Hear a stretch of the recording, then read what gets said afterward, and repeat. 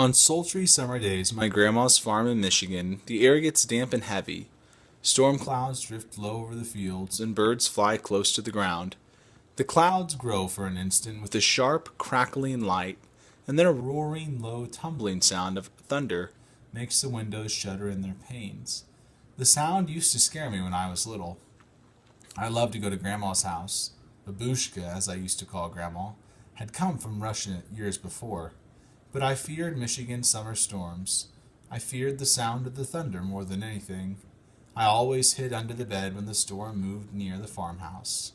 This is the story of how my grandma, my babushka, helped me overcome my fear of thunderstorms.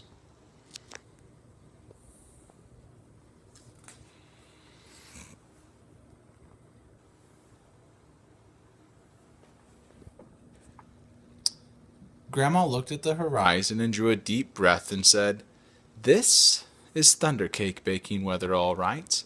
It looks like a storm is coming to me."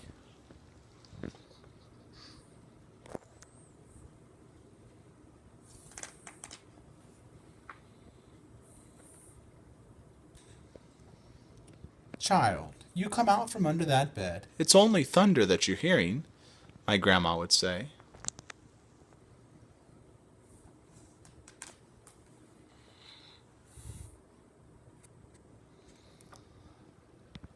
The air was hot and heavy and damp, and a loud clap of thunder shook the house, rattled the windows, and made me grab her close. "Steady, child," she cooed. "Unless you let go of me, you won't be able to make thunder cake today." "Thunder cake?" I stammered as I hugged her even closer.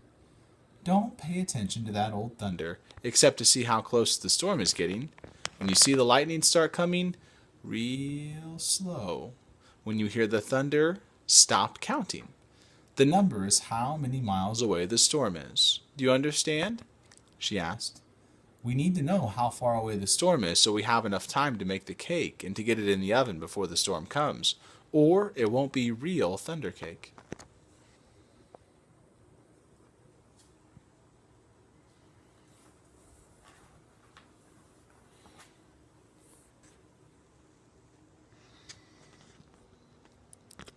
Her eyes surveyed the blank clouds away off in the distance, and then she strode into the kitchen. Her worn hands pulled a thick book from the shelf above the wood stove. Let's find that recipe, child." And she crowed through the lovingly fingered the grease-stained pages of the greased spot. "Here it is, thunder cake." She carefully pinned the ingredients on a piece of notepaper. "Now, let's gather all the things we'll need," she explained as she scurried towards the back door.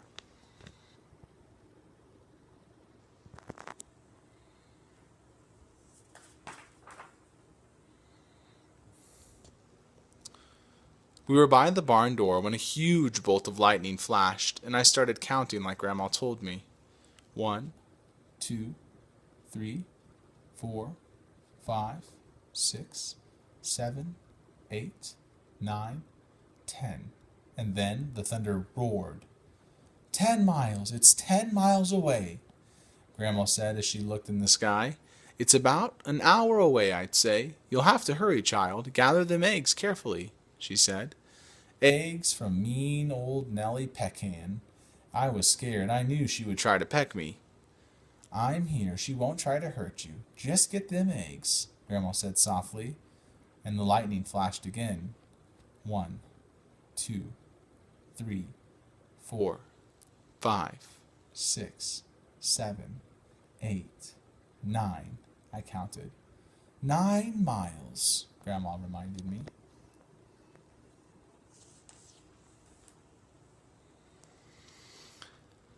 Milk was next. Milk from old Kit Cow. As Grandma milked her, Kit Cow turned and looked mean right at me, and I was scared. She looked so big. Then zip went the lightning. 1, 2, 3, 4, 5, 6, 7, 8, I counted. Boom went the thunder. 8 miles, child, Grandma croaked. Now we have to get the chocolate and sugar and flour from the dry shed.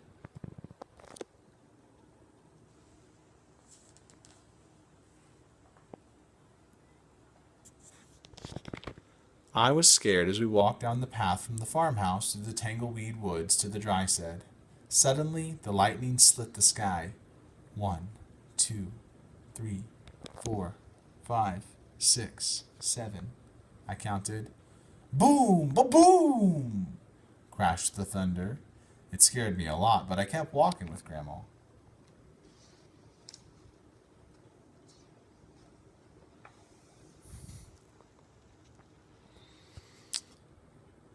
Another jagged edge of lightning flashed as I crept into the dry shed. 1, 2, 3, 4, 5, 6. I counted. Crackle, crackle, boom! Kaboom! The thunder bellowed. It was dark, and I was scared. I'm here, child, Grandma said softly from the doorway. Hurry now, we haven't got much time. We've got everything but the secret ingredient.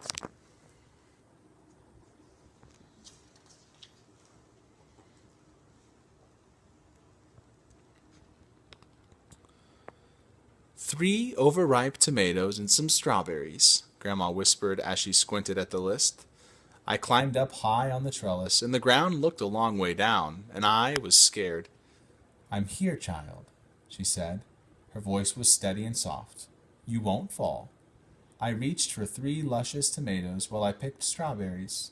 Lightning struck again. 1, 2, 3, 4, 5. I counted. Kabang! Baroom! The thunder growled.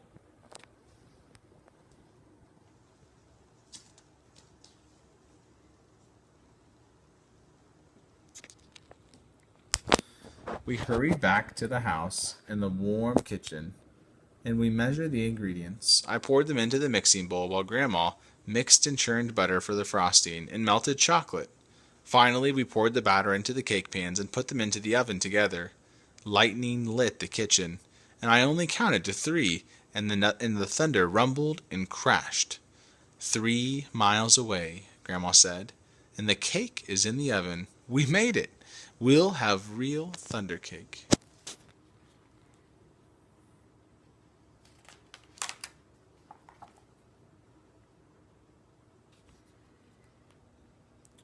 As we waited for the cake, Grandma looked out the window for a long time.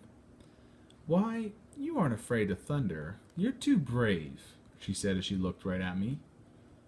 I'm not brave, Grandma, I said. I was under the bed, remember? Yes, but you got out from under it, she answered. And you got the eggs from the mean old Nellie Peck-hen, and you got milk from old Kick-Cow, and you went through the tangled woods to the dry shed, and you climbed the trellis in the barnyard. From where I sit, only a very brave person would have done all of them things.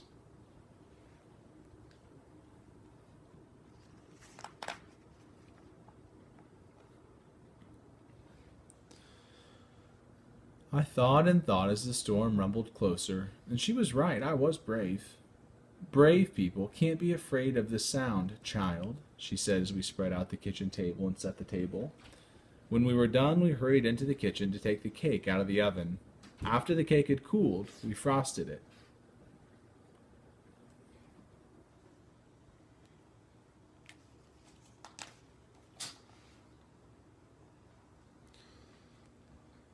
Just then, lightning flashed, and this time it lit the whole sky. Even before the last flash had faded, the thunder rolled, boomed, crashed, and boomed just above us. The storm was here. Perfect, Grandma cooed. Just perfect. She beamed as she added the last strawberry to the glistening chocolate frosting on top of the thunder cake.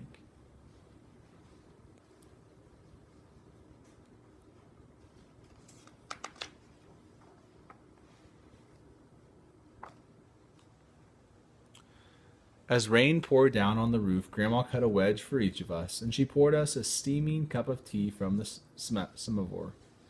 When the thunder rolled above us so hard it shook the windows and rattled the dishes in the cupboards, we just smiled and ate our thunder cake.